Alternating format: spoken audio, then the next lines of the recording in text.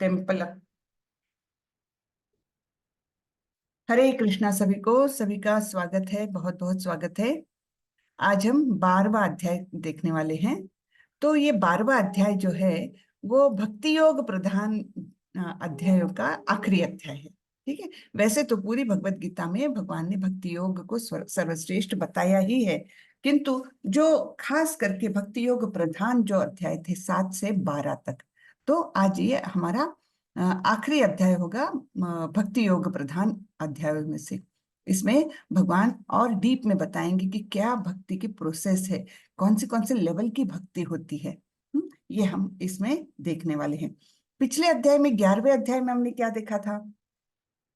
11वें अध्याय में हमने विराट रूप दर्शन किया था भगवान का। कितना भव्य रूप था वो, है ना, जिसमें सारे ही देवी देवता, सारा चर अचर सृष्टि, सब कुछ उसी में दिख रहा था। और अर्जुन को दिव्य दृष्टि दे करके भगवान ने बोला था, तुम जो चाहो, चाहे वो भूतकाल का हो, चाहे वो भविष्य का हो, चाहे वर्तमान का हो, तुम उसी क्षण वो स्थान देख सकते हो मेरे रूप में। इस प्रकार उन्हें दिव्य दृष्टि दी थी। और फिर अपना असीम रूप दिखाया था जो चारों ओर फैला हुआ था, जिसका उनको ना आदि दिख रहा था, ना मध्य दिख रहा था, ना अंत दिख रहा था। इस प्रकार वो रूप था, भव्य रूप। और फिर उसी में काल रूप भी दिखा था अर्जुन को। काल रूप कैसा था?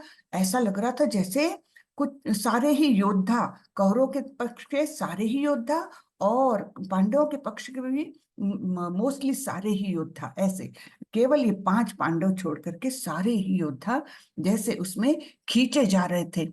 जिस प्रकार नदी जोर से बहती है समुद्र की तरफ, उसी प्रकार वो सारा प्रवाह उस मुख में जा रहा था। और फिर वहां पर काल मुख उनको चूर्णित कर रहा था, अपने दांतों तले दबा रहा था। यानी साक्षात मृत्यु अर्जुन ने उनके मुंह में देखी। और फिर पूछा भी, ये क्या हो रहा है? मैं भयभीत हो रहा हूँ, मैं विचलित हो रहा हूँ भगवान, ये क्या हो रहा है, ये कौन है? तो भगवान ने बताया, ये मैं ही हूँ, मैं काल स्वरूप तुमको दिखाई दे रहा हूँ। काल। सो अहम कालोस्मि, वो भी है, भगवान ने बताया है कि मैं ही काल हूं जो सारे ही जगत का विनाश कर सकता हूँ। हाँ? तो इस प्रकार ये सारे ही योद्धा मेरे द्वारा पहले ही मारे जा चुके हैं, किंतु तुम केवल कारण मात्र, निमित्त मात्र बनो। हाँ, निमित्त मात्र भव सव्यसाची। तो ऐसे उनको अर्जुन को बोलते हैं कि ये सारे योद्धा मेरे द्वारा पहले ही मारे जा चुके हैं, इनका मृत्यु तो निश्चित है। तुम चाहे उसमें पार्टिसिपेट करो ना करो, इनका मृत्यु तो निश्चित है। मैं तुम्हें क्रेडिट देने के हेतु, क्योंकि भगवान भक्तों से बहुत प्यार करते हैं, बहुत प्रेम करते हैं, तो वो चाहते हैं कि ये ऐसे भव्य दिव्य कार्य का श्रेय किसे जाए? मेरे भक्त को जाए। तो इसलिए अर्जुन को बोलते हैं कि तुम निमित्त मात्र बनो सव्यसाची। सव्यसाची यानी जो युद्ध भूमि में धनुष अपना तीर जो बहुत ही एक्सपर्ट रहता है चलाने में, उसे सव्यसाची कहा गया है। तो ऐसे अर्जुन को बोलते हैं कि तुम निमित्त मात्र बनो और ये युद्ध करो। और फिर आखिरी में जो 55वां श्लोक है 11वें अध्याय का, उसमें क्या बताया है?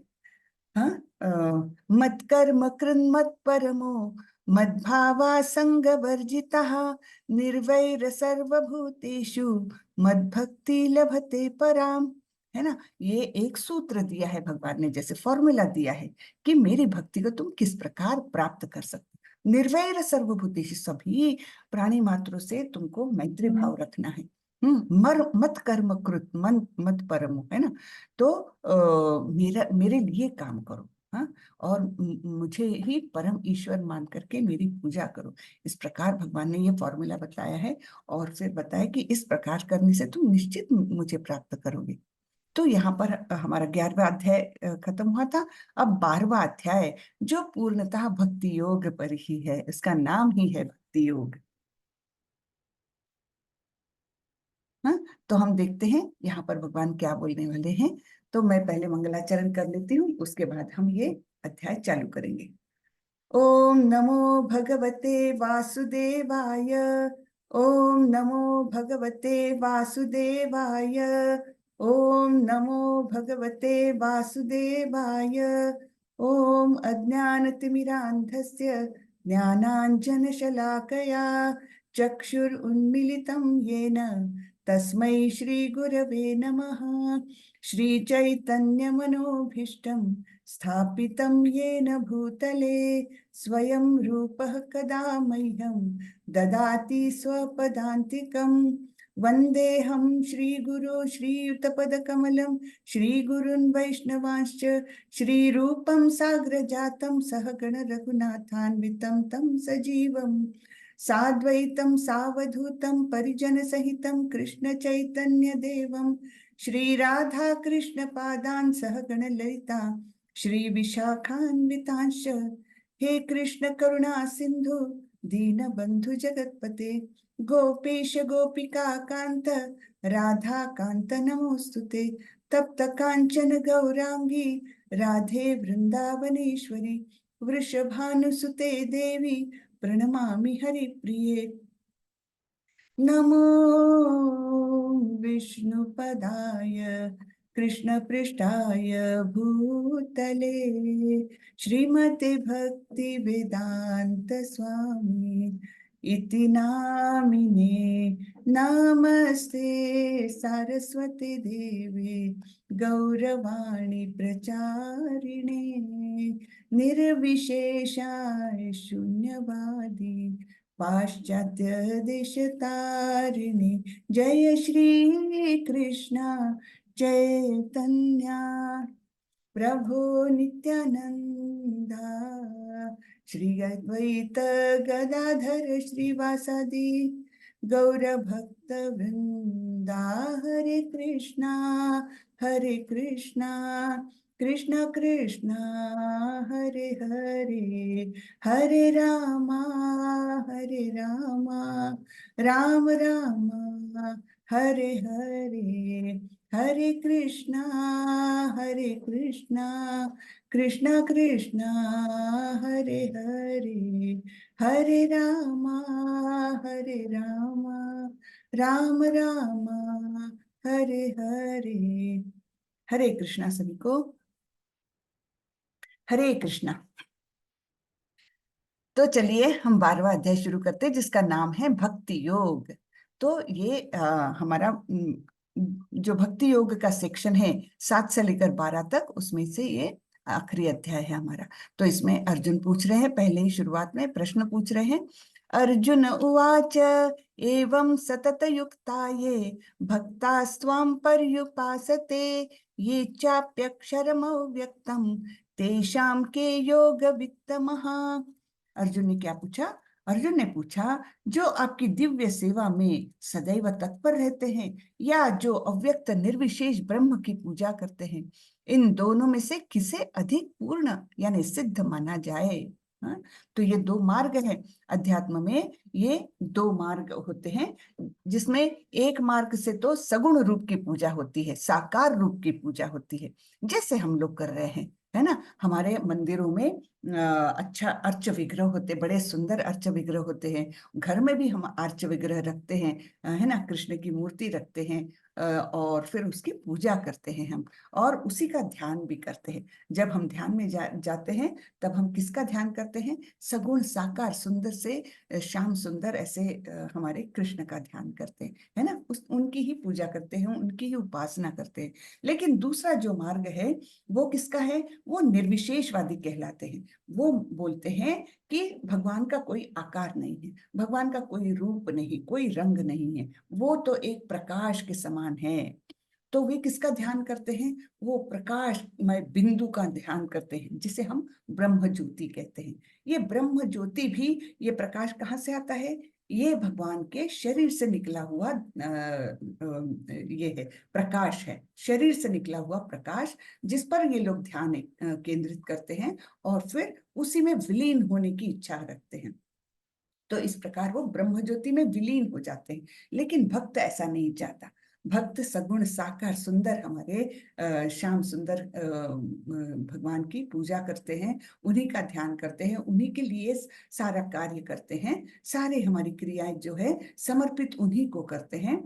और फिर क्या करते हैं? वो चाहते हैं भक्त लोग कि भगवत धाम जाए और निरंतर भगवान की सेवा करें। हाँ, ये भक्त चाहता है, लेकिन निर्विशेषवादी ब्रह्म में विलीन होना चाहते हैं। ठीक है, तो इस प्रकार से ये आध्यात्मिक जगत के दो मार्ग हैं जो वास्तविकता भगवान की ओर ही जाते हैं। क्योंकि ब्रह्म भी क्या है, ब्रह्म भी भगवान का एक स्वरूप ही है। यद्यपि ये देखिए, भगवान का स्वरूप कैसा है, सत चित आनंद स्वरूप, तीन गुण बताए हैं। सत, सत यानी इटर्नल, हमेशा रहने वाला, अविनाशी सत। चित यानी क्या, चित यानी ज्ञान से परिपूर्ण। और आनंद यानी क्या, आनंद यानी ब्लिसफुलनेस, है ना, हमेशा प्रसन्न रहना, आनंदित रहना, ये है तीन गुण। तो सच्चित आनंद स्वरूप हमारे भगवान हैं। और उनका जो सत्य स्वरूप है, सत्य स्वरूप यानी ये ब्रह्म ज्योति। तो जब निर्विशेषवादी भक्ति करके सारा ज्ञान लेकर और ध्यान लगाकर सब कुछ इतना परिश्रम करने के बाद जब वो ब्रह्म ज्योति में विलीन होते, तो उन्हें तो भगवान का एक ही अंग दिखा, एक ही स्वरूप दिखा, एक ही चरण दिखा, है ना। लेकिन दूसरे चरण में क्या है, भगवान का परमात्मा स्वरूप है ना, उसमें केवल सत्य और चित्त, यानी सत्य यानी अविनाशी स्वरूप, और चित्त यानी ज्ञान से परिपूर्ण, ऐसे ये परमात्मा है। ठीक है, लेकिन जब हम भगवान तक जाते हैं तब हमें क्या मिलता है, सत्य चित्त आनंद। तो ये आनंद की अनुभूति जो है वो ना तो ब्रह्मवादियों को मिलती है, यानी निर्विशेषवादियों को मिलती है, ना ही योगियों को मिलती है जो परमात्मा स्वरूप पर अपना ध्यान केंद्रित करते हैं। ठीक है ना, तो उनको ये आनंद की अनुभूति नहीं मिलती जो भक्तों को मिलती है। तो हमें भी आनंद की अनुभूति करना है, तो हम क्या करेंगे, हम भगवान के सगुण साकार रूप का पूजन करेंगे, है ना, उसकी भक्ति करेंगे। और मैं एक चीज बताने वाली थी, हाँ हाँ, तो अगर ये लोग बोलते हैं कि भगवान ने हमें तो उत्पन्न किया है, लेकिन भगवान निराकार है। अब जब हम आकार सहित है, हमारा आकार है, हम साकार है, तब ऐसा कैसे हो सकता है कि जो भगवान जिन्होंने हमें उत्पन्न किया है उनमें हमसे कुछ गुण ना रहे, हमारे जितने गुण ना रहे, यानी हम एडिशनल गुण लेकर पैदा हुए हैं कि हम साकार स्वरूप है और भगवान निराकार है। ये कोई लॉजिक में नहीं बैठता, है ना। जब हम भगवान से उत्पन्न हुए हैं तो भगवान में तो सारा वो कुछ है जो हम में है, और इससे भी ज्यादा कुछ है ना, तब हम भगवान को मानेंगे। लेकिन निराकारवादी इस बात को नहीं मानते, वो बोलते हैं कि नहीं, हम तो है शरीरधारी, लेकिन भगवान का शरीर नहीं है, इसलिए वो ब्रह्म की उपासना करते, तो ब्रह्म ज्योति की उपासना करते हैं। इस प्रकार का उनका आर्ग्यूमेंट होता है। तो अभी अर्जुन पूछ रहे हैं कि ये दोनों जो मार्ग है, जो अव्यक्त निर्विशेष ब्रह्म की पूजा करते हैं, और दूसरे जो आपकी सेवा में सदैव तत्पर रहते हैं, यानी भक्त, है ना, भगवान की सेवा में सदैव तत्पर कौन रहता है, भक्त रहते हैं। तो भक्त और ये अव्यक्त निर्विशेष ब्रह्म की पूजा करने वाले ब्रह्मवादी, इन दोनों में अधिक पूर्ण कौन है, अधिक अच्छा कौन है ना। जैसे हम यहाँ से, सपोज मैं बेंगलोर में बैठी हूँ, मुझे दिल्ली जाना है, तो मैं पहले पता करूंगी कि दिल्ली जाने के क्या क्या मार्ग है। हाँ भाई, फ्लाइट से जा सकते, हाँ भाई रेलवे से जा सकते, हाँ भाई बाय रोड भी जा सकते। जब बाय रोड जाना है तो उसमें भी इतने सारे रास्ते दिल्ली की ओर जा सकते हैं, इतने सारे ऑप्शंस है ना। और बाय रोड जाने के लिए व्हीकल्स के भी इतने सारे ऑप्शंस है। ठीक है, तो ये सारे ऑप्शंस मेरे सामने हैं, ये काहे के लिए, मुझे बेंगलोर से दिल्ली जाना है। ठीक है, तब मैंने बुद्धिमानी से क्या करना चाहिए, ऐसा मार्ग चुनना चाहिए जो सबसे आसान हो, सबसे जल्दी पहुंचाता हो, है ना। इस प्रकार से जो हम अच्छे अच्छे पॉइंट्स देखते हैं सफर के लिए, तो वो सब क्राइटेरिया फुलफिल करने वाला रास्ता हम लेते हैं। वैसे ही भगवान की आध्यात्मिक प्रगति के लिए, भगवत धाम की प्राप्ति के लिए अनेक रास्ते हैं। कुछ मोटे मोटे यहाँ पर दिए हैं, लेकिन वैसे भी रास्ते हैं। तो हमने कौन सा मार्ग चुनना चाहिए, जो सबसे आसान है ना, बहुत जल्दी हमें भगवान के पास पहुंचाएगा, ऐसे और सुख पूर्वक वो हमारा जो कार्य है वो सुख पूर्वक होगा, हमें आनंददायक मिलेगा। तो भक्ति में बहुत आनंद है। जैसे हम भक्ति करते हैं तो हमारे मन में अपने आप ही प्रसन्नता उमड़ती है, अपने आप प्रसन्न होते जाते हैं। क्यों, क्योंकि हमारे मन के कल्मश दूर होते हैं, ईर्ष्या खत्म होती है, निगेटिविटी खत्म होती है, काम क्रोध लोभ मोह मद मत्सर, ये धीरे धीरे कम होता है। तो नेचुरली हमारा जो स्वरूप है, नित्य स्वरूप जो है, हमारा भी स्वरूप नित्य कैसा है, सत्य चित्त आनंद स्वरूप है।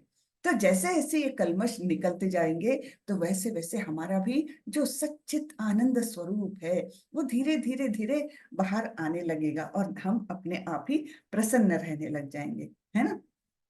तो ये अब हम आगे देखते हैं अर्जुन के प्रश्न का उत्तर क्या दे रहे हैं भगवान।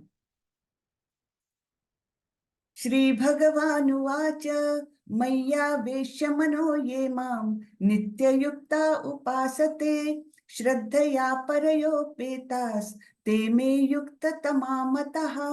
श्री भगवान ने कहा, जो लोग अपने मन को मेरे साकार रूप में एकाग्र करते हैं, इंपॉर्टेंट है ये, देखिए, साकार रूप में एकाग्र करते हैं, हाँ, निर्विशेष या बिना आकार के रूप को नहीं पूछते हुए, वे किसको पूछते हैं, मेरे साकार रूप में मन को एकाग्र करते हैं और सॉरी अत्यंत श्रद्धा पूर्वक मेरी पूजा करने में सदैव लगे रहते हैं, वे मेरे द्वारा परम सिद्ध माने जाते हैं। मिल गया सर्टिफिकेट अपने को, है ना, कि हम जो साकार सगुण रूप की पूजा करते हैं, है ना, अर्च विग्रह की पूजा करते हैं, उन्हीं में अपना ध्यान एकाग्र करते हैं, तो वो ही मार्ग अच्छा है, ये भगवान स्वयं बता रहे हैं।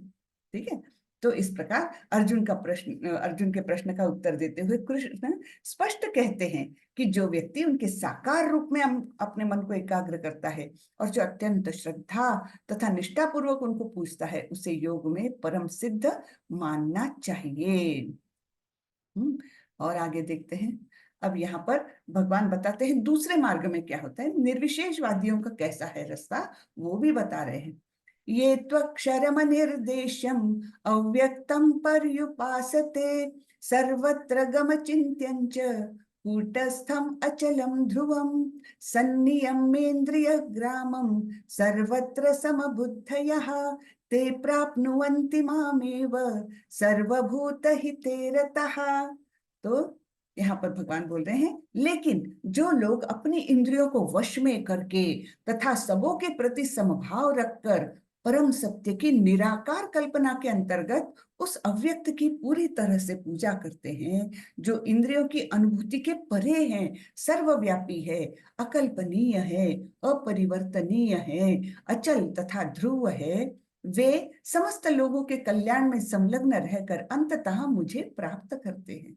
यानी निराकारवादी भी ये सारी क्राइटेरिया फुलफिल करके वो भी भगवत प्राप्ति करते हैं, अर्थात वो ब्रह्म रूप में विलीन होते हैं, वो भगवत धाम नहीं जाते, लेकिन भगवान का वो पहला चरण ही है ना, भगवान प्राप्ति के 3 चरण हैं, उसमें से पहला चरण वो प्राप्त करते हैं। तो वो क्या क्या करते हैं, एक तो अपनी इंद्रियों को वश में करना पड़ता है उनको पहले, और यहाँ पर भक्तों का क्या होता है, जब भगवान की सेवा करते हैं तो इंद्रियां अपने आप ही वश में हो जाती है, उसके लिए उनको एक्स्ट्रा एफर्ट्स नहीं करने पड़ते भक्तों को। लेकिन यहाँ पर निर्विशेषवादियों को पहले तो अपनी इंद्रियों पर काबू करना पड़ता है और फिर सबके प्रति समभाव, है ना, ये एक उनको डेवलप करना पड़ता है कि कोई भी ऊंचा नहीं, कोई भी नीचा नहीं, सबके प्रति समभाव रखकर परम सत्य की निराकार कल्पना के अंतर्गत, परम सत्य को वो मानते हैं निराकार है, तो फिर अब कैसा रहता है, निराकार कैसा है, अव्यक्त है, हाँ, और अव्यक्त है इसलिए वो इंद्रियों के अनुभूति के परे, हम अनुभव कर ही नहीं सकते, ना उनको देख सकते, ना सुन सकते, ना सूंघ सकते, है ना स्पर्श कर सकते, तब फिर अपनी इंद्रियों के अनुभूति के परे हो गए, वो अव्यक्त है। और कैसे अव्यक्त है, सर्वव्यापी भी है, अकल्पनीय है, कल्पना के भी परे हैं, और वो अपरिवर्तनीय है, उनमें कोई परिवर्तन नहीं होता। हमारे भगवान कृष्ण में तो कितने परिवर्तन होते हैं, वो नित्य नया ड्रेस पहनेंगे, रोज का अलग कलर होगा, रोज का अलग श्रृंगार होगा उनका, रोज की अलग लीलाएं होगी उनकी, तो कितना कृष्ण भावनामृत जो है वो कितना, जिसको बोलते हैं हैपनिंग है ना, आजकल का शब्द है ना, ये बहुत ही हैपनिंग उनका सब स्वरूप है। तो इस प्रकार जब हम निराकार के बारे में बताते हैं, अपरिवर्तनीय, उनमें कोई चेंज नहीं होता, प्रकाश के बिंदु में क्या चेंज होगा, लेकिन हमारे भगवान तो बहुत सुंदर सुंदर स्वरूप में हमारे सामने आते हैं। और फिर कैसे हैं ये, अचल तथा ध्रुव है, एक जैसे एकदम एक ही जगह पर है, अचल है, ध्रुव है, हाँ, वे समस्त लोगों के कल्याण में संलग्न रहकर अंततः मुझे प्राप्त करते हैं। ठीक है। तो इतने सारे उनको क्राइटेरिया फुलफिल करना पड़ता है, उसके बाद कहीं जाकर वे भगवान को प्राप्त करते हैं। अब सबसे बड़ा तो इसमें कठिन है इंद्रियों को वश में करना। बहुत कठिन बात है ये, हाँ। लेकिन भक्त के लिए ये आसान हो जाता है अपने आप ही, क्योंकि वो सारी इंद्रियों को वश में करने के बदले सारी इंद्रियों को क्या करता है, मोड़ देता है कृष्ण की तरफ, है ना। कंट्रोल करने की जरूरत नहीं, ये मुझे नहीं खाना, ये मुझे नहीं खाना, नहीं, सब कुछ करते हैं, परिवार में रहते हैं, लेकिन हर एक्शन को मोड़ते हैं कृष्ण की ओर। हाँ, फूल खरीदना है, जरूर खरीदेंगे, कृष्ण को माला पहनाएंगे। हाँ, कपड़े खरीदना है, जरूर खरीदेंगे, कृष्ण के लिए नए नए ड्रेसेस बनाएंगे, है ना। हाँ, सुगंधित अगरबत्तियां, हाँ, कृष्ण को बहुत पसंद आएगी, घर भी महक जाएगा। तो हर चीज को खाना, हाँ, आज क्या भोग बनाया जाए भगवान के लिए, आज क्या खाएंगे भगवान, हाँ, चलो अच्छा कुछ बनाते हैं। तो सब कुछ भक्त करता है, लेकिन मोड़ता है उसको कृष्ण की ओर। इसलिए भक्ति योग काफी आसान हो जाता है, आनंदमय हो जाता है। ठीक है। और तो और बहुत वो इजीली हम भगवान तक पहुंचते हैं, परम रूप तक उनके पहुंच सकते हैं। हाँ, तो ये है भक्ति निर्विकार निर्विशेषवादियों के बारे में बताया भगवान। अब निर्विशेषवादियों की और एक कठिनाई है, क्लेशोऽधिकतरस्तेषाम् अव्यक्तासक्त चेतसाम् अव्यक्ता हि गतिर्दुःखम् देहवद्भिर्वाप्यते। जिन लोगों के मन परमेश्वर के अव्यक्त निराकार स्वरूप के प्रति आसक्त है, उनके लिए प्रगति कर पाना अत्यंत कष्टप्रद है। देखिए, ये मार्ग कष्टप्रद भी है, हाँ, और इसमें सक्सेस रेट बहुत कम होता है। हमारे भक्तों का सक्सेस रेट बहुत अच्छा है, हाँ। ठीक है। तो ये क्योंकि बहुत कठिन है, हाँ, कोई भी लेवल पर जाने के बाद भी उनका पतन हो सकता है। भक्तों का यूजुअली ऐसा नहीं होता, एक बार भगवान भक्ति में लग जाता है इंसान, तो उसी में मन लगने लगता है, तो इसलिए वहां से पतन होने के चांसेस कम हो जाते हैं। होता है, नहीं होता ऐसा नहीं, लेकिन फिर भी चांसेस काफी कम हो जाते हैं। तो आगे बोल रहे हैं, देहधारियों के लिए उस क्षेत्र में प्रगति कर पाना सदैव दुष्कर रहता है, हाँ, क्योंकि ये सब निराकार निर्विशेष और आकार रहित अव्यक्त, इसका सोच सोच के कितना सोचेगा आदमी, कितना ध्यान कर पाएगा। तो वहां से पतन होने के चांसेस बहुत ज्यादा है, हाँ, क्योंकि वो प्रगति कर पाना अत्यंत कठिन हो जाता है। एक लिमिट के बाद कोई व्यक्ति बोर भी होने लगता है और उसके कारण भी उसका पतन होता है। भक्ति में ऐसा नहीं होता। ठीक है। तो आप और मैं बहुत भाग्यशाली है कि हम इस मार्ग पर आए हैं कम से कम। तो अब इस मार्ग को छोड़ना नहीं है, क्योंकि ऐसा भाग्य बार बार नहीं देते भगवान, ऐसा चांस बार बार नहीं देते हैं भगवान। ये तु सर्वाणि कर्माणि मयि सन्न्यस्य मत्परः अनन्येनैव योगेन मां ध्यायन्त उपासते तेषाम् अहं समुद्धर्ता मृत्यु संसार सागरात् भवामि न चिरात् पार्थ मय्यावेशित चेतसाम्।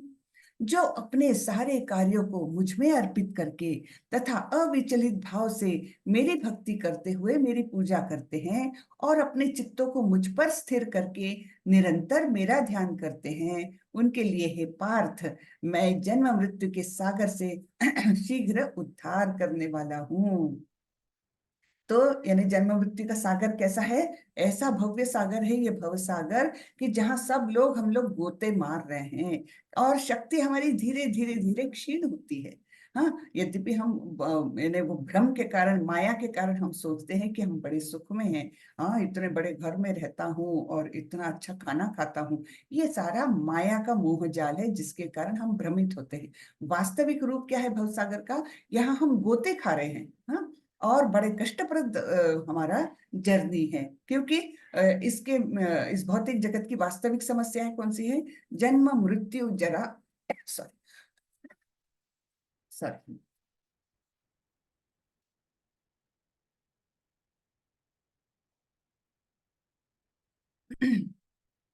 जन्म मृत्यु जरा व्याधि, ये हमारी वास्तविक समस्या है, जिनको कोई आज तक सॉल्व कर नहीं सका। कितने बड़े बड़े साइंटिस्ट हो गए, लेकिन क्लेम तो करते हैं हम बुढ़ापा नहीं आने देंगे, हमेशा यंग रहेंगे, लेकिन ऐसा होता नहीं है। हर एक को बुढ़ापा आता ही है और हर एक को मृत्यु आती है, मृत्यु के बाद फिर से जन्म, और जन्म भी बहुत कष्टप्रद है, जितना कि मृत्यु कष्टप्रद है, बहुत कष्टप्रद है। ये हमें समझ में नहीं आता, लेकिन वो है जिसका शास्त्रों में, खास करके भागवतम में इसका बहुत वर्णन है कि जब गर्भ में रहता है बच्चा तो उसको कितना कष्ट होता है। ऐसे हजारों जैसे बिच्छू काट रहे हैं ऐसी वेदनाएं उसके शरीर को होती है। पहले तो स्किन इतनी मुलायम होती गर्भ के अंदर, है ना। आप देखते हैं छोटे बच्चे जब होते हैं तो उनकी स्किन इतनी नरम रहती है, तो गर्भ के अंदर तो और भी मुलायम रहती है। और उसको हजारों बिच्छू काटने के जैसे पेन उसको होता है। और उस पेन में वो बच्चा, वो आत्मा, उसको सारा स्मरण भगवान दिलाते हैं। क्योंकि भगवान ही स्मरण देते हैं, मेमोरी देते हैं, और भगवान ही विस्मरण भी देते हैं। ये हम 15वें अध्याय में देखने वाले हैं। तो उसको स्मरण देते हैं कि पिछले 100 साल, 100 जन्मों में देखो तुमने क्या क्या पाप किए हैं। और वो जब देखता है तो वो सिहर जाता है, वो आत्मा।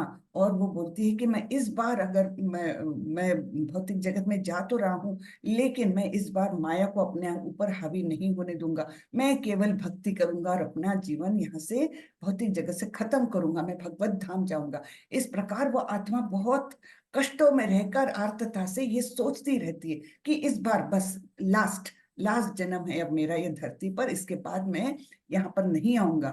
लेकिन जैसा ही बच्चे का जन्म होता है तो क्या होता है, अरे मेरा बच्चा, अरे मेरा पोता, अरे मेरा भाई, अरे मेरा बहन, ऐसे करते करते, मेरा मेरा करते करते वो बच्चा भूल जाता है कि मैंने अंदर जब मैं था, माँ के गर्भ में था, तब मैंने क्या सोचा था, क्या निश्चय किया था, वो पूरा भूल जाता है। वो पूरे माया के आगोश में आ जाता है। और फिर भगवान उसको विस्मरण भी देते हैं कि उसको पिछले जन्म का सब कुछ वो भूल जाता है। गर्भ में था तब याद आता है वो आत्मा को, लेकिन जैसे ही वो बाहर आता है तो भगवान उसको विस्मरण करते हैं। तो ये दोनों जो क्रियाएं हैं वो ये भगवान ही कराते हैं, स्मरण भी और विस्मरण भी। हाँ। तो इस प्रकार से जो जन्म और मृत्यु है ये अत्यंत कष्टप्रद रहते हैं। और बुढ़ापा भी बहुत कष्टप्रद होता है ना। सारी हड्डियां दुखने लगती है, सारी जॉइंट्स दुखने लगते हैं, दांत गिरने लगते हैं, बाल सफेद होते हैं, सारे आंखें कमजोर होती है, सब कुछ होता है ना। तो बुढ़ापा भी बड़ा ही कष्टप्रद है। और क्या हुआ, जन्म मृत्यु जरा व्याधि, व्याधि यानी बीमारी, कोई भी छोटी से छोटी भी बीमारी हो जाए तो कितनी कष्टप्रद होती है। फिर बड़ी बीमारियों को तो क्या कहना, है ना। तो ये अत्यंत, यानी जो हमारा भौतिक जगत है, इसकी जो वास्तविक समस्या है वो कोई हल नहीं कर सकता। तो इसके बाहर जाने के लिए हमको इस जगत से बाहर जाना चाहिए ना, इस भवसागर से बाहर जाना है। भवसागर से हमको कौन बाहर निकाल सकता, हम तो गोते खा रहे हैं, ना किनारा दिख रहा है ना कुछ दिख रहा है, कोई हेल्प करने वाला नहीं। क्योंकि हेल्प कैसे करेंगे, सब लोग उसी में हैं, सभी गोते खा रहे हैं। तो हमको हेल्प कौन कर सकता, जो ऊपर से हमको मदद करे। ऊपर से आकर के भगवान हमारे लिए, हमारी ये प्रतीक्षा कर रहे कि हम आर्तता से उन्हें बुलाए, हम उनकी शरण में जाए तो वो तुरंत हाथ देकर हमें ऊपर उठा लेंगे, इस भवसागर को पार करा देंगे, है ना। लेकिन हमारी मूर्खता क्या है कि हम शरण में जाते ही नहीं, हमको लगता नहीं नहीं मैं पार कर लूंगा, है ना, मुझे किसकी जरूरत क्या है, मुझे भगवान की शरण में जाने की जरूरत क्या है। इतना अहंकार हम में भरा हुआ है।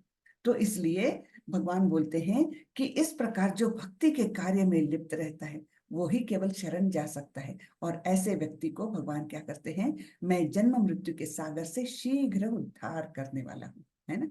तो करना क्या है कि सारे कार्यों को मुझ में अर्पित करके तथा अविचलित भाव से मेरी भक्ति करते हुए मेरी पूजा करते हैं, और अपने चित्त को मुझ में स्थिर करके निरंतर मेरा ध्यान करते हैं, उनको मैं भवसागर से पार कराता हूँ।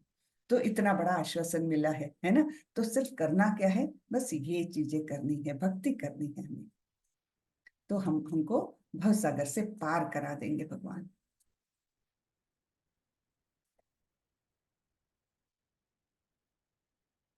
मय्येव मन आधस्त्व, मयि बुद्धिं निवेशयः, निवसिष्यसि मय्येव, अत ऊर्ध्वं न संशयः। मुझ भगवान में अपने चित्त को स्थिर करो और अपनी सारी बुद्धि मुझ में लगा लो, इस प्रकार तुम निस्संदेह मुझ में सदैव वास करोगे। तो यहाँ पर थोड़ा सा पढ़ लेते हैं तात्पर्य में। प्रभुपाद जी बोलते हैं, श्रीला प्रभुपाद की जय।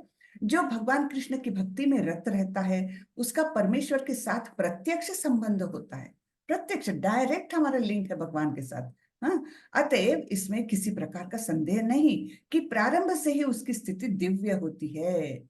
जैसे ही हम असली भक्ति में पूर्ण शरणागति से जैसे ही हम भक्ति करने लगते हैं, तो क्या हो जाती है, हमारी स्थिति ही दिव्य हो जाती है। हाँ, तो हमें ये भौतिक चीजें जो है वो एक तो क्लेश नहीं दे सकती। हम एकदम मतलब उन क्लेशों से परे हो जाते हैं, हमको क्लेश नहीं दे सकती ये माया की चीजें। हाँ, ठीक है। अतएव इसमें किसी प्रकार का संदेह नहीं कि प्रारंभ से ही उसकी स्थिति दिव्य होती है। भक्त कभी भौतिक धरातल पर नहीं रहता, वह सदैव कृष्ण में वास करता है। भगवान का पवित्र नाम तथा भगवान अभिन्न है। ये बहुत इंपॉर्टेंट है, समझने की बात है कि जब हम भगवान का नाम लेते हैं तो नाम, उनका नाम और वे स्वयं, ये अलग अलग नहीं है, ये एक ही है। इसलिए हमको नाम बड़े सावधानी से लेना चाहिए। अतः जब भक्त हरे कृष्ण कीर्तन करता है तो कृष्ण तथा उनकी अंतरंगा शक्ति भक्त की जिह्वा पर नाचते रहते हैं। तो बहुत सावधानी से, बड़े प्रेम पूर्वक हमने हरे कृष्ण महामंत्र का जप करना चाहिए, क्योंकि उस समय भगवान स्वयं और उनकी अंतरंगा शक्ति, ये दोनों हमारी जीभ पर नाच रहे होते हैं। तो ये नहीं करना चाहिए कि इधर चाय भी पी रहे हैं और इधर हरे कृष्ण, या इधर टीवी देख रहे हैं और इधर हरे कृष्ण नहीं करना है। बहुत ध्यान पूर्वक नाम लेना चाहिए। ठीक है, क्योंकि प्रत्यक्ष भगवान है हमारे जिह्वा पर उस समय। अथ चित्तम समाधातुम न शक्नोषि मयि स्थिरम अभ्यास योगेन ततो मामिच्छाप्तुम धनंजय। तो यहाँ से अभी भगवान भक्ति के अलग अलग ये बता रहे हैं। ये जो है, मय्येव मन आधस्त्व मयि बुद्धिम निवेशय निवसिष्यसि मय्येव अत ऊर्ध्वम न संशय। इसको कहते हैं अनन्य भक्ति। इसमें उसकी बुद्धि और कहीं नहीं जाती, क्योंकि बुद्धि पूरी तरह से भगवान में हमने अर्पित कर दी है। हाँ, और पूरा हमारा मन, उनकी चित्त, हमारा चित्त जो है वो भगवान में स्थिर है। तो इसे कहते हैं, ये 8वें नंबर के श्लोक में जो वर्णन हुआ है वो है अनन्य भक्ति। ये टॉप मोस्ट लेवल की भक्ति है। ठीक है, तो ये नंबर 1 लेवल।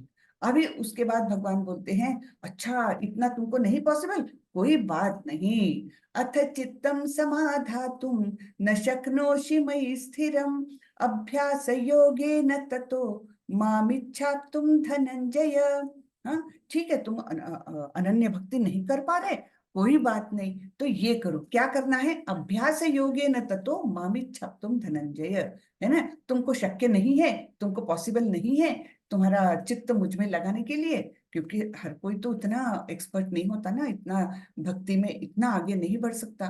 तो नहीं बढ़ा है, ठीक है, अनन्य भक्ति नहीं, ठीक है, ये करो। इसको क्या करते हैं? साधना भक्ति। तो क्या करना है? अभ्यास योगेन ततो, हमको अभ्यास करना है, शास्त्रों में दिए गए विधि विधानों का पालन करते हुए हमें साधना भक्ति करनी है। हाँ, तो ये हुआ साधना भक्ति का मार्ग। तो यहाँ पर क्या बोल रहे हैं भगवान? हे अर्जुन, हे धनंजय, यदि तुम अपने चित्त को अविचल भाव से मुझ पर स्थिर नहीं कर सकते तो तुम भक्ति योग के विधि विधानों का पालन करो। इस प्रकार तुम मुझे प्राप्त करने की चाह उत्पन्न करो। हाँ, यानी जब हम विधि विधानों का पालन करेंगे, रोज पूजा अर्चना करेंगे, भगवान का श्रृंगार करेंगे, भगवान के लिए भोग करेंगे, ये सारे विधि विधान हुए, है ना। तो ये शास्त्रों में बताए गए विधि विधान है। तो इस प्रकार से विधि विधान करते करते धीरे धीरे हमारे मन में भगवान को प्राप्त करने की इच्छा जागृत हो जाएगी। हाँ, तो इसलिए ये साधना भक्ति बहुत इंपॉर्टेंट, क्योंकि टॉप मोस्ट तो नहीं, हम तो वहां अभी बहुत दूर तक, दूर दूर की राह है वो, उतना अनन्य भक्त बनने की। लेकिन उसके नीचे की राह बताई है, तो साधना भक्ति, विधि विधान का पालन करो। फिर भगवान क्या बोलते? ये भी नहीं कर सकते, कोई बात नहीं। यहाँ पर ये थोड़ा सा पढ़ लेते हैं। यह ईश्वर प्रेम अभी प्रत्येक हृदय में सुप्त अवस्था में है। आपके भी हृदय में है, मेरे भी हृदय में है ये, लेकिन सुप्त अवस्था में है भगवान के प्रति प्रेम। वहां पर यह ईश्वर प्रेम अनेक रूपों में प्रकट होता है, लेकिन भौतिक संगति से दूषित हो जाता है। हाँ, तो हृदय में तो है और वहां पर धीरे धीरे वो प्रकट भी होता है, लेकिन होता क्या है, हम इतने उलझनों में उलझे रहते हैं भौतिक चीजों की, ये लाना है, वो करना है, ये आने वाला है ना। तो उसमें वो क्या हो जाता है कि हम उसको अटेंड कर ही नहीं पाते, उसको हम ध्यान नहीं दे पा रहे, उस सुप्त अवस्था को। अतएव उस भौतिक संगति से हृदय को विमल बनाना होता है, शुद्ध बनाना होता है। और उस सुप्त स्वाभाविक कृष्ण प्रेम को जागृत करना होता है। यही भक्ति योग की पूरी विधि है। तो धीरे धीरे हमारे मन में जो कृष्ण प्रेम सुप्त अवस्था में है, उसको ये सारी क्रियाएं करके, विधि विधानों का पालन करके हम धीरे धीरे उसको अटेंशन दे करके जागृत कर रहे हैं। हाँ, सुप्त तो है। फिर आगे क्या बोलते हैं भगवान? अभ्यासेप्य समर्थोसी मत कर्म परमो भव, मदर्थमपि कर्माणि कुर्वन् सिद्धिमवाप्स्यसि। यदि तुम भक्ति योग के विधि विधानों का भी अभ्यास नहीं कर सकते तो भी कोई बात नहीं। फिर क्या करना है? तो फिर मेरे लिए कर्म करने का प्रयत्न करो, क्योंकि मेरे लिए कर्म करने से तुम पूर्ण अवस्था यानी सिद्धि को प्राप्त होंगे। तो पहली हुई अनन्य भक्ति, दूसरी साधना भक्ति, अब तीसरी क्या बता रहे हैं? मेरे लिए कर्म करने का प्रयत्न करो। ये हुआ निष्काम कर्म योग। ये निष्काम कर्म योग की स्थिति। तो अनन्य भक्ति, साधना भक्ति और निष्काम कर्म योग, ठीक है। तो मेरे लिए कर्म करने का प्रयत्न करो, क्योंकि मेरे लिए कर्म करने से तुम पूर्ण अवस्था को प्राप्त होंगे। तो भगवान के लिए कर्म करना यानी क्या? यानी कभी मंदिर गए, साफ सफाई कर दी, है ना, मंदिर में फूल फूल लेकर गए, फूलों की माला बना के चढ़ाई भगवान को, हाँ, कुछ भोग चढ़ाया भगवान को। इस प्रकार से भगवान के लिए निस्वार्थ भाव से निष्काम कर्मयोग। हाँ, ये नहीं है कि मुझे बदले में कुछ मिले, कि मुझे तुरंत भगवान जरा मेरी कार का ईएमआई भरना है, जरा पैसे की तंगी है तो वो कर दो। ये नहीं निष्काम, है ना। निष्काम क्या है? बस भगवान के प्रसन्नता के लिए, भगवान खुश हो जाएंगे कि मैंने इतनी सुंदर माला बनाई भगवान के लिए, है ना। तो ये होता है निष्काम कर्म। तो इस प्रकार से भगवान के लिए कर्म करने से तुम पूर्ण अवस्था को प्राप्त होगे। तो भगवान के लिए कर्म करना है। कोई कोई रहते हैं जिनको अच्छी कार्विंग आती है और मंदिर बन रहा है, तो वहां जाओ और उस काम में सहयोग दो और उसका पैसा मत लो, है ना। तो भगवान के लिए एक कर्म कर दिया। इस प्रकार से कई काम हम कर सकते हैं भगवान के लिए, जो निष्काम होने चाहिए। उसके पलट करके हमको कुछ प्राप्ति की इच्छा नहीं होना चाहिए। हम्म। फिर अब और एक स्टेप बताते हैं। यानी कितनी स्टेप्स बताई अभी तक? अनन्य भक्ति, साधना भक्ति, तीसरा निष्काम कर्मयोग। अभी भगवान बोले वो भी नहीं कर सकते। ये नहीं कर सकते कि तुम जाकर के सेवा करो, एक दिन की सेवा दे दी पूरी मंदिर में, ये नहीं कर सकते। चलो आगे की स्टेप बताता हूँ। अथैतदप्य शक्तोऽसि कर्तुम् मद्योगमाश्रितः सर्व कर्म फल त्याग ततम ततः कुरु यतात्मवान। यानी अगर तुम निष्काम कर्म नहीं कर सकते तो कम से कम सकाम कर्म करो, लेकिन उसके कर्म फल को त्याग दो। हाँ, जैसे तुम ये नहीं कर सकते कि भाई मंदिर में जाकर ही रहे और वहीं पर सेवा करे, बाकी कोई अर्निंग का सोर्स नहीं, ये नहीं कर सकते। तो कोई बात नहीं, तुम नौकरी करो, तुमको अपने परिवार का पालन करना है, अपना खुद का पालन करना है, तुम नौकरी करो, लेकिन उसका जो फल मिलेगा वो पूर्ण नहीं तो अंशतः तो भी मुझे अर्पण करो, है ना। कर्म फल को मुझे अर्पण करो। तो क्या बोल रहे हैं? किंतु यदि तुम मेरे इस भावनामृत में कर्म करने में असमर्थ हो, तो तुम अपने कर्म के समस्त फलों को त्याग कर कर्म करने का तथा आत्मस्थित होने का प्रयत्न करो। ठीक है ना। कर्म फल को त्याग करते हुए कर्म करो और फिर इस प्रकार मुझ में स्थित होने के प्रयत्न करो। तो यहाँ पर थोड़ा सा पढ़ेंगे। हो सकता है कि कोई व्यक्ति सामाजिक, पारिवारिक या धार्मिक कारणों से या किसी अन्य अवरोधों के कारण कृष्ण भावनामृत के कार्यकलापों के प्रति सहानुभूति तक दिखाने में अक्षम रहे। हाँ, सहानुभूति भी नहीं दिखा सकते कि अरे मुझे जाकर के मंदिर में काम करना चाहिए, ये भी नहीं अगर व्यक्त कर सकते। कभी कभी ऐसी पारिवारिक स्थिति होती है कि लोग, घर के लोग पसंद नहीं करते कि तुम क्या मंदिर मंदिर कर रहे हो, क्या भक्ति भक्ति कर रहे हो, चलो अपनी नौकरी करो, है ना। ऐसा होता है। तो इस प्रकार सहानुभूति तक दिखा पाने में अक्षम रहे। यदि वह अपने को प्रत्यक्ष रूप से इन कार्यकलापों के प्रति जोड़ ले, तो हो सकता है कि पारिवारिक सदस्य विरोध करे या अन्य कठिनाइयां उठ खड़ी हो। जिस व्यक्ति के साथ ऐसी समस्याएं लगी हो, उसे यह सलाह दी जाती है कि वह अपने कार्यकलापों के संचित फल को किसी शुभ कार्य में लगा दे। यानी अगर धन संचय हो रहा है तो धन का कुछ हिस्सा तो भी भगवान के लिए कृष्ण भावनामृत में लगाए। ठीक है। तो कोई कोई लोग क्या करते हैं, हाँ, अपने संचित जो धन है उसको कभी हॉस्पिटल में दे देते हैं, कभी ये करते हैं। सर्वोच्च दान तो मंदिर का दान है, क्योंकि कृष्ण को तृप्त किया तो सब कुछ तृप्त हो जाता है। सर्वोच्च दान वो है। लेकिन कोई कोई लोग ये नहीं मानते, सब किसी को लगता है अरे बीमारों की सेवा करनी चाहिए, अरे भूखे गरीबों की सेवा करनी चाहिए। ठीक है, वो भी सेवा करो, कोई बात नहीं, लेकिन सर्वोच्च क्या है ये हमने कम से कम जानना चाहिए। तो प्रभुपाद जी बोलते हैं कोई कोई लोग ऐसे करते हैं, ठीक है, वो भी करने में मनाही नहीं है, क्योंकि उससे भी एक प्रकार से हम विरक्त होते जाते हैं अपने धन के प्रति, है ना। एक प्रकार की विरक्ति आने लगती है, तो वो भी अच्छा है। यानी प्रभुपाद जी यहाँ पर हमने ये देखना चाहिए, दूसरे अध्याय में बताया था, देखिए क्या बताया था भगवान ने, कि जो जिस स्थिति में है उसको कार्य करने से रोको मत। हाँ, श्लोक देखिए, एक मिनट में याद करने को देखती हूँ। न बुद्धि भेदम जनयेत अज्ञानाम कर्म संगिना जोशयेत सर्व कर्माणि विद्वान युक्त समाचरण। यानी न बुद्धि भेदम जनयेत, अगर दूसरा कोई कुछ काम कर रहा है, सपोज वो दान दे रहा है हॉस्पिटल को, तो उसका बुद्धि भेद मत करो, अरे अरे अरे वहां मत दो, इधर दो। ये बुद्धि भेद नहीं करना है, जो कर रहा है उसको करने दो। हाँ, तो हर जगह जाकर हमने अपने कृष्णा भावनामृत का बखान नहीं करना चाहिए, क्योंकि सामने वाला उसको ग्रास्प नहीं कर सकता है। तो ऐसे में क्या हो जाता है, बल्कि हम उस व्यक्ति को जो धीरे धीरे हो सकता है कि वो विरक्ति आते आते हो सकता है वो कृष्ण भावनामृत में आ जाए, उसको भी हम अगर ऐसे ही बीच में कार्य उसका रोक दे, तो हम हो सकता है वो और रिपेल हो जाए, कभी ना आए कृष्ण भावनामृत। तो एक प्रकार से हम उसका नुकसान कर रहे हैं। तो वैसा नहीं करना चाहिए, किसी का भी बुद्धि भेद नहीं करना चाहिए कि नहीं नहीं नहीं तुम ये गलत कर रहे हो, तुमने यही करना चाहिए। ऐसे कभी हमने किसी को नहीं करना चाहिए। ये भगवान ने हमें दूसरे अध्याय में बताया है। हम्म? तो जो कार्य कर रहा है उसको वैसे ही प्रोत्साहित करो। देखिए कृष्ण भावनामृत बहुत रेयरली कोई एक्सेप्ट करता है, बहुत रेयरली।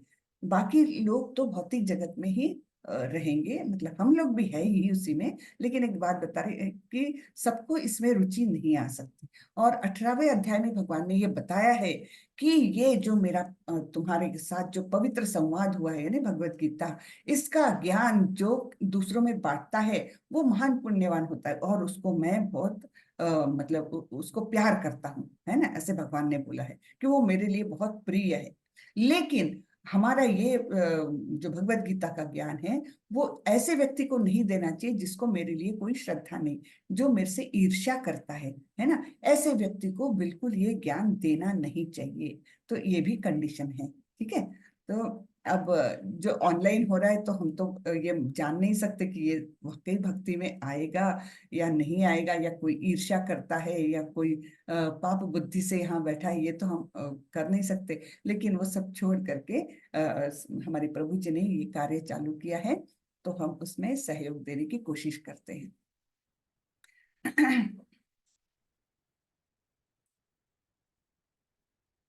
अब क्या बोल रहे हैं, तो ये सकाम कर्म कर लो और कर्मफल का त्याग कर लो। यहाँ तक की स्टेप्स हो गई चार, फिर से मैं रिपीट करती हूँ। पहली अनन्य भक्ति, दूसरी साधना भक्ति जिसमें हमें विधि विधानों का पालन करते हुए भगवान के भक्ति में भक्ति के कार्य करने हैं, जिससे कि हमारे अंदर भगवान के प्रति प्रेम उत्पन्न हो जाए। हाँ, मतलब राग आसक्ति उत्पन्न हो जाए अपने अंदर, ये कार्य करना है। दूसरे स्टेप में साधना भक्ति में, साधना भक्ति भी नहीं कर सकते तो क्या करना है, निष्काम कर्म करो।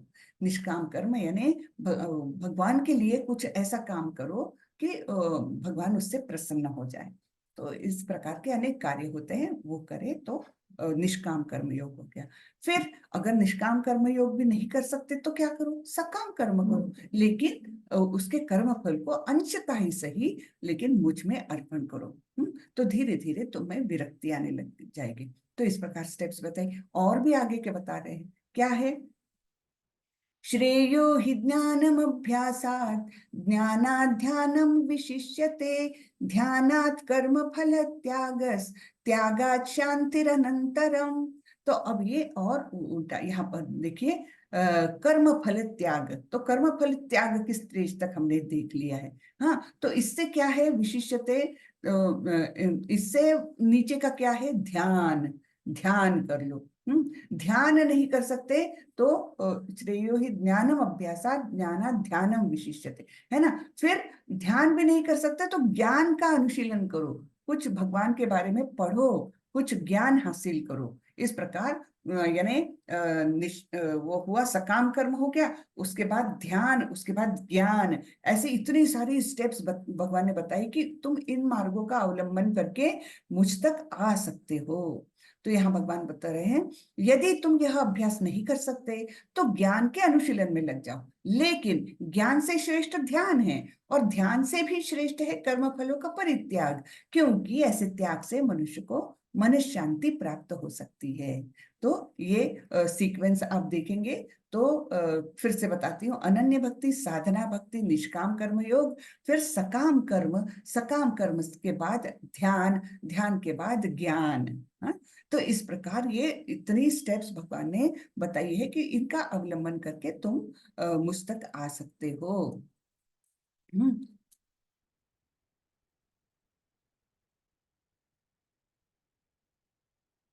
हम्म अद्वेष्टा सर्वभूतानां मैत्रः करुण एव च, निर्ममो निरहंकारः समदुःख सुख क्षमी, संतुष्टः सततं योगी यतात्मा दृढ़ निश्चयः, मय्यर्पितमनो बुद्धिर यो मद्भक्तः स मे प्रियः।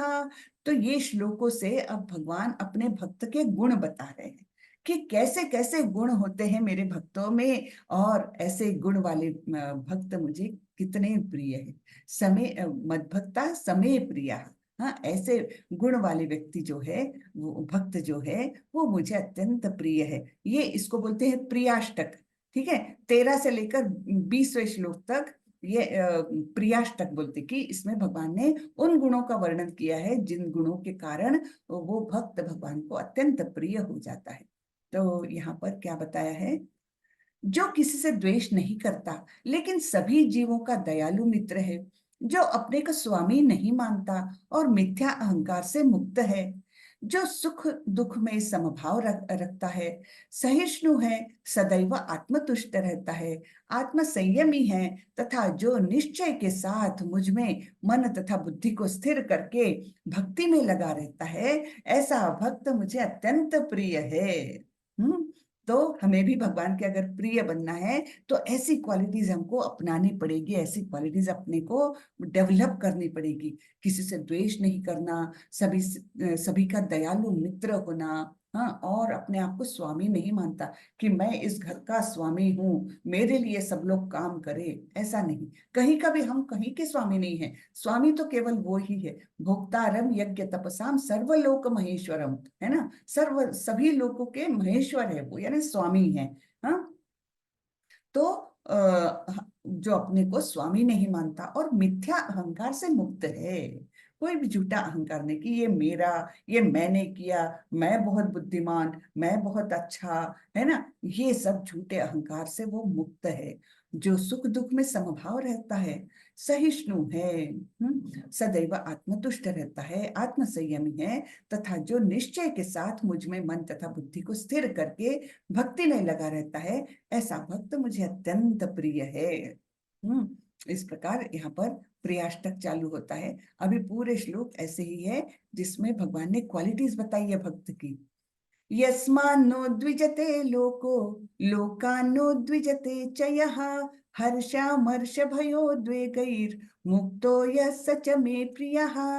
जिससे किसी को कष्ट नहीं पहुंचता तथा जो अन्य किसी के द्वारा विचलित नहीं किया जाता, जो सुख दुख में, भय तथा चिंता में समभाव रहता है, वह मुझे अत्यंत प्रिय है। हम्म तो किसी को भी कष्ट नहीं पहुंचाता और दूसरों के द्वारा भी वो कष्ट नहीं पाता क्योंकि विचलित नहीं होता वो। हाँ, तो इस प्रकार यस्मान्नो द्विजते लोको, दूसरे को उद्वेग नहीं देता है और दूसरों ने दिया वो उद्वेग को भी बहुत अच्छे से सहन करके उसके द्वारा विचलित नहीं होता। फिर सुख दुख में, भय तथा चिंता में समभाव रहता है। ये जीवन के जो द्वंद्व है ना, तो इनमें समभाव रखना ये स्थित प्रज्ञ के लक्षण है, हमने दूसरे अध्याय में देखा था। तो उसकी बुद्धि स्थिर हो जाती है अगर वो हर चीज में समता रखता है तो। ना तो अच्छी कोई खबर मिली तो बहुत एकदम खुश हो गया और नाचने लग गया, ऐसा भी नहीं। और कोई दुख की खबर भी मिली, कुछ दुख आया, संकट आया, उसमें भी वो विचलित नहीं होता, दोनों परिस्थितियों में समभाव रखता है। और ऐसा भक्त भगवान बोल रहे हैं मुझे बहुत प्रिय है। हाँ, और आगे क्वालिटीज बता रहे हैं।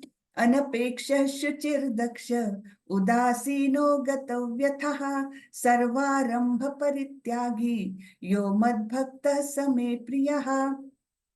मेरा ऐसा भक्त जो सामान्य कार्यकलापों पर आश्रित नहीं है, जो शुद्ध है, दक्ष है, चिंता रहित है, समस्त कष्टों से रहित है और किसी फल के लिए प्रयत्नशील नहीं रहता, मुझे अतिशय प्रिय है। ठीक है, तो सामान्य कार्यकलापों पर आश्रित नहीं है, वो शुद्ध है, दक्ष है, यानी उसके मन में कोई कलमश नहीं है, कोई पाप बुद्धि नहीं है, और सावधान रहता है, हमेशा दक्ष रहता है, यानी सावधानी से अपने कार्य करता है, चिंता में कभी नहीं डूबता, वो चिंता रहित है और समस्त कष्टों से रहित है। जो भी कार्य करने पड़े वो कष्ट के स्वरूप में नहीं लेता, वो तो एक मतलब अपने फ्लो में ही काम करते जाता है, उसको कष्ट स्वरूप में नहीं लेता। जो भी नियत कर्तव्य है उनको वो अपने आप करते जाता है। और किसी फल के लिए प्रयत्नशील नहीं रहता, यानी जो भी काम करेगा ऐसे कार्य करेगा कि उसकी से फल प्राप्ति होए, इस इच्छा से नहीं कार्य है वो कार्य करेगा, उससे कुछ फल प्राप्ति होए तब भी खुश, नहीं होए तब भी खुश, ऐसे उसकी एक समभाव की स्थिति रहती है। और ऐसा भक्त भगवान बोल रहे हैं मुझे अतिशय प्रिय है। यो न रुष्यति न द्वेष्टि न शोचति न कांक्षति शुभाशुभ परित्यागी भक्तिमान्यः स मे प्रियः। जो न कभी हर्षित होता है न शोक करता है, जो न तो पछताता है न इच्छा करता है, तथा जो शुभ तथा अशुभ दोनों प्रकार की वस्तुओं का परित्याग कर देता है, ऐसा भक्त मुझे अत्यंत प्रिय है। हम्म तो इस प्रकार की क्वालिटीज हमने अपने में लानी चाहिए। तो जो न कभी हर्षित होता है न शोक करता है, यो न रुष्यति न द्वेष्टि। हाँ, तो इस प्रकार एक समभाव की स्थिति हमेशा बनी रहनी चाहिए। जो न तो पछताता है न इच्छा करता है, न शोचति न कांक्षति। हाँ, तो न तो इच्छा करता है और न पछताता है, तथा जो शुभ तथा अशुभ दोनों प्रकार की वस्तुओं का परित्याग कर देता है, ना तो उसको शुभ से मोह है ना अशुभ से द्वेष है। दोनों प्रकार की वस्तुओं का वो परित्याग कर देता है, ऐसा भक्त मुझे अत्यंत प्रिय है। समः शत्रौ च मित्रे च तथा मानापमानयोः शीतोष्ण सुख दुःखेषु समः संग विवर्जितः तुल्य निंदास्तुतिर्मौनी संतुष्टो येन केनचित् अनिकेतः स्थिरमतिर् भक्तिमान में प्रियो नरः। जो मित्रों तथा शत्रुओं के लिए समान है, जो मान तथा अपमान, शीत तथा गर्मी, सुख तथा दुख, यश तथा अपयश में समभाव रखता है, जो दूषित संगति से सदैव मुक्त रहता है, जो सदैव मौन और किसी भी वस्तु से संतुष्ट रहता है, जो किसी प्रकार के घर बार की परवाह नहीं करता, जो ज्ञान में दृढ़ है और जो भक्ति में संलग्न है, ऐसा पुरुष मुझे अत्यंत प्रिय है। तो यहाँ पर कितनी सारी बातें बताई है। तो मित्र और शत्रु यानी अपोजिट्स है ना, सारे अपोजिट्स है यहाँ पर। देखिए, मित्र का अपोजिट शत्रु, मान का अपोजिट अपमान, शीत का अपोजिट गर्मी, सुख का अपोजिट दुख, यश का अपोजिट अपयश, ये सारे द्वंद्वों में वो समभाव रखता है, जीवन के सारे ही द्वंद्वों में वो समभाव रखता है। और सबसे इंपॉर्टेंट, वो दूषित संगति से मुक्त रहता है। दूषित संगति बहुत आध्यात्मिक जीवन के लिए बहुत ही खतरनाक होती है। हमने इसलिए अपनी संगति जो है ना बहुत सोच समझ के रखनी चाहिए, हमेशा भक्तों की संगति को ही रखना चाहिए, क्योंकि जो भी भौतिक जगत में प्रजल्प करने वाले लोग होते हैं ना, उनके साथ रहेंगे तो हमको बिल्कुल निश्चित रूप से माया हमें पछाड़ देगी। हाँ, निश्चित रूप से हमें प्रभावित करेगी। तो संगति के बारे में इवन उपदेशामृत में रूप गोस्वामी जी ने बार बार बोला है कि संगति बहुत इंपॉर्टेंट, दूषित संगति से दूर रहो और अच्छी भक्तों की संगति प्राप्त करो। ये आध्यात्मिक जीवन की प्रगति में बहुत ज्यादा इंपॉर्टेंट है।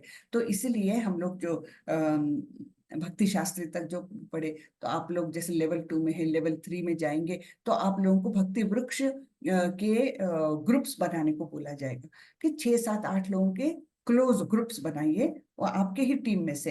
हाँ, और फिर आप लोग रोज मिलिए, वर्चुअली ऑफ कोर्स ऐसे नहीं मिल सकते हैं, लेकिन वर्चुअली कम से कम मिलिए, कुछ पढ़िए, कुछ बातें करिए। तो क्या होता है, भक्तों की संगति बहुत असरकारक होती है। हाँ, तो इस प्रकार आप अपने भक्त मित्रों के साथ जब बातें करेंगे, रोज रोज मिलेंगे, तो आपको ये संगति का असर आपको पता चलेगा कि जब आप वही बातें करते हैं, मिलते हैं, हंसी मजाक भी होती है, सब होता है और भक्ति की बातें होती है, तब वो आपकी भक्ति में बहुत पुश देगा इस प्रकार से। ठीक है, तो ये दूषित संगति से मुक्त रहता है जो सदैव मौन। ऐसा नहीं कि एकदम मौनी बाबा बन के रह गए। मौन का मतलब है मौन रखना काय के लिए, भौतिक चीजों के बारे में बात नहीं करना।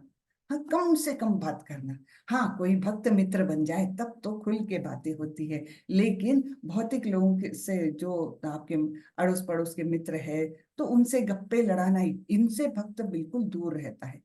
हाँ, बिल्कुल दूर रहता है, क्योंकि क्या है, जितनी बातें करेंगे उतना ही प्रजल्प होता है और वो हमारे मन को बहुत दूषित करता है। तो कम से कम बात करना, इसलिए ये सदैव मौन। सदैव मौन का मतलब ये नहीं कि बिल्कुल ही चुपचाप बैठना है, लेकिन इसका मतलब यह है कि भौतिक बातें नहीं करना है। हाँ, फिर किसी भी वस्तु से संतुष्ट रहता है, उसको जो भी मिल जाता है। आज खाने में क्या है, ये है संतुष्ट, ये नहीं है उनकी पसंद की चीजें नहीं है, फिर भी संतुष्ट। हाँ, तो हर परिस्थिति में वो संतुष्ट रहता है, जो किसी प्रकार के घर बार की परवाह नहीं करता, जो ज्ञान में दृढ़ है और जो भक्ति में संलग्न है, ऐसा पुरुष मुझे अत्यंत प्रिय है। तो ये आखिरी श्लोक आया। ये तो धर्मामृतमिदं यथोक्तं पर्युपासते श्रद्धाना मत परमा भक्तास्तेतीव मे प्रियः। जो इस भक्ति के अमर पथ का अनुसरण करते हैं और जो मुझे ही अपना चरम लक्ष्य बनाकर श्रद्धा सहित पूर्ण रूपेण संलग्न रहते हैं, वे भक्त मुझे अत्यधिक प्रिय है। तो इस प्रकार ये प्रियाष्टक हमने देखा, आखिर के 8 श्लोक। और उसके पहले हमने देखा कि कैसे भक्ति के 7 लेवल्स भगवान ने बताए हैं। हाँ, तो उस प्रकार से ये अध्याय अभी खत्म होता है। तो ये सारे गुण जो है, ये भक्त के गुण बताए हैं जो भगवान को प्रिय है, बहुत प्रिय है। तो हमारा अध्याय खत्म हुआ है। किसी को कुछ प्रश्न पूछना है तो पूछिए। मुझे आज आप लोगों को नाम निष्ठादास प्रभु जी के बारे में थोड़ा सा बताने की बहुत इच्छा हो रही है, क्योंकि आप लोग शायद जानते नहीं होंगे नाम निष्ठादास प्रभु जी के बारे में, है ना? जानते हैं क्या कोई? शायद से नहीं जानते होंगे, तो मैं थोड़ा सा बताना चाहूंगी। तो नाम निष्ठादास प्रभु जी जो मैंगलोर टेम्पल के प्रेसिडेंट है, ठीक है, मैंगलोर टेम्पल जो हमारा है इस्कॉन का, उसके वे प्रेसिडेंट है। अब ये तो आईआईटी कानपुर के इंजीनियर है। यानी आईआईटी में जब कोई किसी को एडमिशन मिलता है तो आप उनकी बुद्धि का स्तर जान सकते हो, बहुत ज्यादा इंटेलिजेंट इंटेलिजेंट है, बहुत ज्यादा। तो जब कॉलेज में थे, तभी उनके कॉलेज में कोई जर्मन इस्कॉन के भक्त आए थे, जर्मनी से। और उन्होंने इन लोगों को, बच्चों को, मतलब स्टूडेंट्स के लिए कुछ एक प्रोग्राम रखा था, वहां पर कुछ बातें बताई उनको। ऑफ कोर्स ऐसे जब कॉलेजेस में जाते हैं ना इस्कॉन वाले, तो उनको एकदम ऐसा नहीं कि भगवत गीता पढ़ाने लग गए या एकदम भक्ति के बारे में बताने लग गए, बिल्कुल नहीं। उनको साइंस के बारे में ही बताते बताते वो अध्यात्म बताते हैं कि वैदिक ग्रंथों में ये लिखा है और आपका साइंस ये कहता है, तो उसका विरोधाभास बताते हैं, और कैसे शाश्वत जो आनंद है वो केवल अध्यात्म से प्राप्त हो सकता है। इस प्रकार की वो बातें रहती। मैंने भी अटेंड नहीं किया कभी, लेकिन एक बात बता रही हूँ, इस प्रकार की वो बातें रहती हैं। उनको एकदम डायरेक्ट भगवत गीता या भागवतम ये नहीं बताते, ठीक है। अब उन बातों से नामनिष्ठादास प्रभु जी बहुत ही ज्यादा प्रभावित हो गए, और उन्होंने उनसे बातें की बाहर जाकर भी, और फिर भगवत गीता पढ़ने के लिए ली। हाँ, Yatharup Bhagavad Gita as it is, जो इंग्लिश में है as it is, Bhagavad Gita as it is, वो पढ़ने के लिए ली। और कॉलेज में रहते रहते ही वो उन्होंने पढ़ डाली पूरी। और फिर वो इतने प्रभावित हुए उससे। उसके बाद उनका कैंपस में ही सिलेक्शन हुआ, बेंगलोर आ गए, उनका इन्फोसिस में सिलेक्शन हो गया था, इन्फोसिस में नौकरी भी करने लग गए। लेकिन क्या करते थे वे कि हर सैटरडे संडे जब छुट्टी रहती थी तो इस्कॉन के मंदिर में चले जाते थे। सैटरडे संडे पूरा वहां पर, हाँ, पूरा वहीं पर रहकर बिताते थे। और और ज्ञान प्राप्त करने लगे। धीरे धीरे उनको इतना आकर्षण हो गया इस्कॉन के बारे में कि उन्होंने सोच लिया कि मैं तो ये सब मतलब जो सभी लोग करते हैं, नौकरी करना, पैसे कमाना, फिर शादी करना, जो सभी लोग करते हैं, मुझे वो नहीं करना, मुझे तो अध्यात्म में ही रुचि है। उस प्रकार उन्होंने सोच करके एक दिन नौकरी का इस्तीफा दे दिया, रिजाइन कर दिया, और फुल टाइम उन्होंने इस्कॉन को दे दिया, पूरा टाइम। और फिर कुछ साल बेंगलोर में रहने के बाद उनको मैंगलोर भेजा गया। मैंगलोर में जाने के बाद उनको टेम्पल एस्टेब्लिश करना था। जाने के बाद तो छोटे से किराए के घर लेकर के वहां पर छोटा सा उन्होंने टेम्पल क्या प्रीचिंग सेंटर ही बनाया, और छोटी सी मूर्तियां भी रखी थी, क्योंकि मूर्तियों के बिना कुछ वो ही नहीं होता है, मतलब भक्ति की क्रियाएं कुछ हो नहीं सकती। इसलिए वहां पर छोटा सा टेम्पल चालू किया। बहुत कम लोग आते थे, लेकिन इनका प्रीचिंग ज्यादा करके स्कूल्स कॉलेजेस में जा जा करके ये लेक्चर्स देते थे, वहाँ क्लासेस लेते थे। और उन्होंने कोशिश करके, मतलब वहाँ के डायरेक्टर्स और जो डीन वगैरह होते हैं उनसे मिल करके कुछ क्रेडिट कोर्सेस मैंगलोर के उसमें चलवाई, कॉलेजेस में चलवाई, क्रेडिट कोर्सेस इसकी, अध्यात्म की। ठीक है, बहुत बड़ी बात है वो भी। तो इस प्रकार वो करते गए। और उनको बड़ी इच्छा थी कि मैंगलोर में एक सुंदर सा विशाल सा एक मंदिर बनवाऊं हमारे राधा कृष्ण के लिए। लेकिन देखिए भगवान की महिमा की, उनको 20 साल लग गए, लेकिन उनको कोई सक्सेस नहीं मिली। जैसे प्रभुपाद जी को 40 साल कोई सक्सेस नहीं मिली थी, हमारे प्रभु जी को भी 20 साल तक कोई सक्सेस नहीं मिली। बस ये करते रहे काम, करते रहे काम, करते रहे काम। और फिर अंत में यानी उनको इतनी निराशा हो गई कि उनको लगा कि यहाँ तो मुझे पैसा मैं बना नहीं सकता हूँ। तो यानी टेम्पल कर बनाने के लिए, तो मुझे कुछ लोगों ने, उनके कुछ शिष्य अमेरिका गए हुए थे, जो कॉलेजेस, जिनको कॉलेज में उन्होंने पढ़ाया ना क्रेडिट कोर्सेस में, तो ऐसे शिष्य कुछ उनके अमेरिका गए थे। तो वो बोले, प्रभु जी आप अमेरिका आ जाइए, हम कहीं कहीं लेक्चर्स आपके ये करेंगे, हो सकता है कुछ लक्ष्मी आपके पास आ जाए, तो आप टेम्पल का काम कर सकते हैं। तो इसलिए ये वीसा वीसा लेने के लिए पहुंचे, और इनको वीसा नहीं मिला। ये फरवरी 20 की बात है, हाँ, फरवरी 2020 की बात है ये, कि उनको वीसा रिजेक्ट कर दिया। फिर भी निराश नहीं हुए कि प्रयत्न तो करना है। और मार्च में, फरवरी में वीसा नहीं मिला, और मार्च में क्या आया, कोरोना। कोरोना के कारण हुआ क्या, पूरा लॉकडाउन हो गया। और ना कोई मंदिर में आता था, ना ये मंदिर के बाहर जा सकते थे, कुछ भी नहीं, कोई प्रीचिंग नहीं, कुछ नहीं, कोई क्लासेस नहीं। अब क्या करेंगे, तो इन्होंने सोचा कि कुछ तो करना चाहिए जिससे कि लोग घर में बैठ करके ये कुछ तो सुन सके भगवान के बारे में। तब इन्होंने ये ऑनलाइन कोर्सेज का आइडिया निकाला। सबसे पहले यही व्यक्ति है जिन्होंने ये ऑनलाइन कोर्सेज चालू किया। और फिर आप कल्पना नहीं कर सकते, ऑनलाइन कोर्सेज को इतना जबरदस्त सक्सेस मिला। आज तक करीबन 9 लाख लोग इन कोर्सेज से जुड़ गए हैं। तो ये भगवान की कितनी महान कृपा है। और देखिए कि जिस लक्ष्मी के लिए भगवान के मंदिर को बनाने के लिए जिस लक्ष्मी की उन्हें तलाश थी, अपने आप आने लग गई उनके पास, अपने आप तुरंत से उनको एक बहुत अच्छा प्लॉट भी मिल गया। और लेकिन प्लॉट मिला तो, लेकिन उतनी धनराशि नहीं थी। तो इनके पिताजी ने अपने रिटायरमेंट के समय इनके लिए कुछ फिक्स डिपॉजिट किया होता, कुछ बड़ी रकम रखी हुई थी कि भैया ये तो पैसा सब दे दिया, इस्कॉन को दे दिया, अपना कुछ भी नहीं रखा। और कभी भगवान ना करे लेकिन कभी जरूरत पड़ गई तो उसके पास तो कुछ भी पैसा नहीं है। तो जब उनके पिताजी रिटायर हुए तब उन्होंने कुछ अच्छी धनराशि इनके नाम से फिक्स डिपॉजिट की थी। इन्होंने क्या किया, वो फिक्स डिपॉजिट भी तोड़ करके वो प्लॉट के लिए पैसा भर दिया। और उसके बाद लेकिन कृष्ण की अत्यंत बड़ी कृपा रही कि उन्होंने अच्छी धनराशि उनको मिली, और उन्होंने अच्छे बड़े मंदिर का निर्माण चालू किया। बहुत बड़ा, सोच बहुत बड़ी है प्रभु जी की, कोई उसमें ये नहीं कि ऐसा नहीं कि छोटा सा मंदिर बना दूंगा, ऐसा नहीं, बहुत भव्य मंदिर। कि एक लैंडमार्क हो जाए साउथ में, ऐसा मंदिर है, मतलब इतना भव्य मंदिर का निर्माण, और उसमें एक गीता कॉलेज भी निर्माण करना है उनको, कि यहाँ आकर भी लोग पढ़ाई करें। यानी लोगों को ये ज्ञान देने की उनकी इच्छा, अतीव इच्छा है, बहुत अतीव इच्छा है। इसलिए तो ये हम लोगों के अभी 12 लैंग्वेजेस में दिन में रोज 4 और 3 लेवल के लिए, लाइक एडल्ट्स के लिए, यंग लोगों के लिए और किड्स के लिए, बच्चों के लिए, ऐसे इतने सारे क्लासेस चलते हैं। उसमें भी अब लेवल 5 तक के हो गया, अभी लेवल 6 भी कर दिया। भक्ति वैभव भी चालू कर दिया कोर्स। हाँ, यानी आप लेवल 2 में हो, लेवल 3, लेवल 4, लेवल 5 भक्ति शास्त्री, और लेवल 6 अभी भक्ति वैभव का भी कोर्स चालू करवा दिया है। तो मतलब एकदम फुल स्पीड में जा रहा है प्रभु जी का कार्य, फुल स्पीड में, अपन सोच नहीं सकते।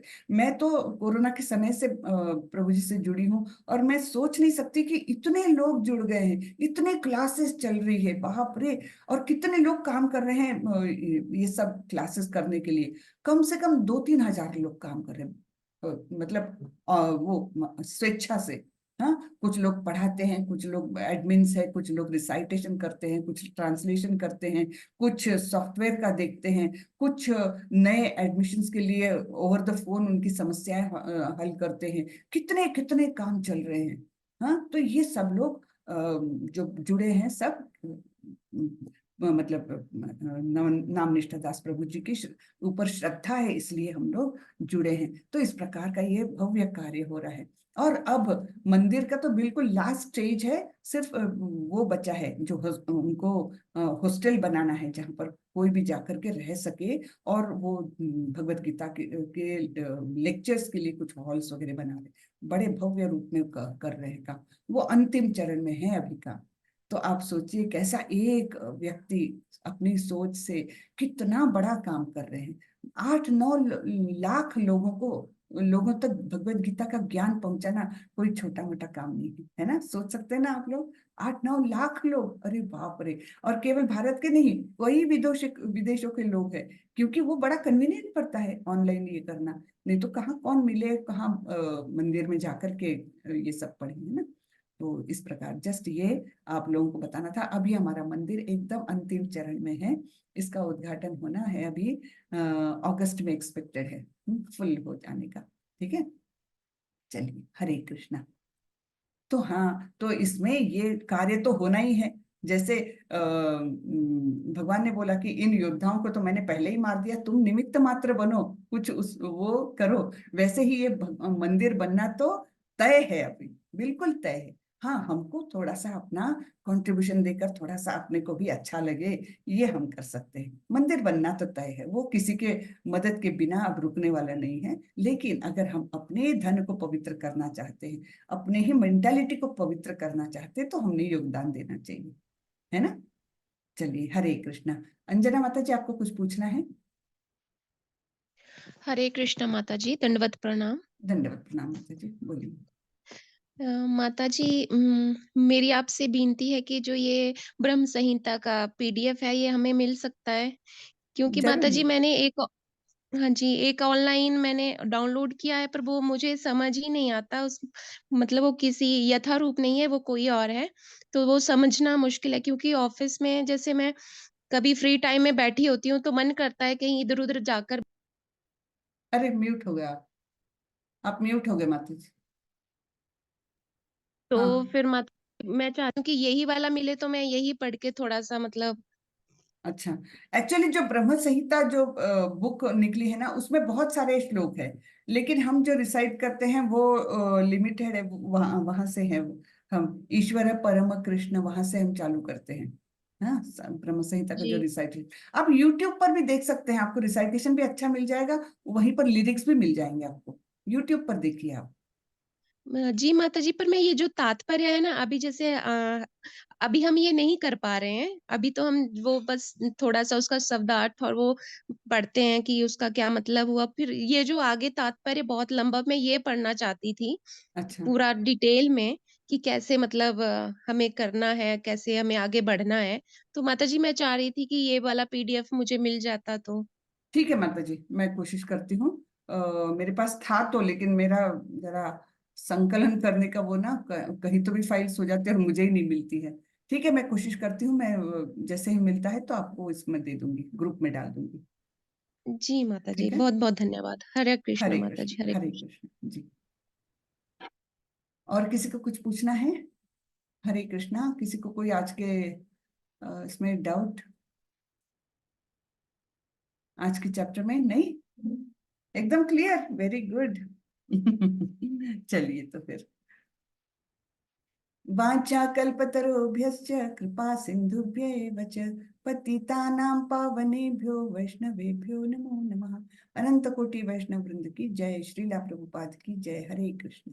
हरे कृष्ण सभी को। हरे कृष्ण माता जी, दंडवत प्रणाम। हरे कृष्ण।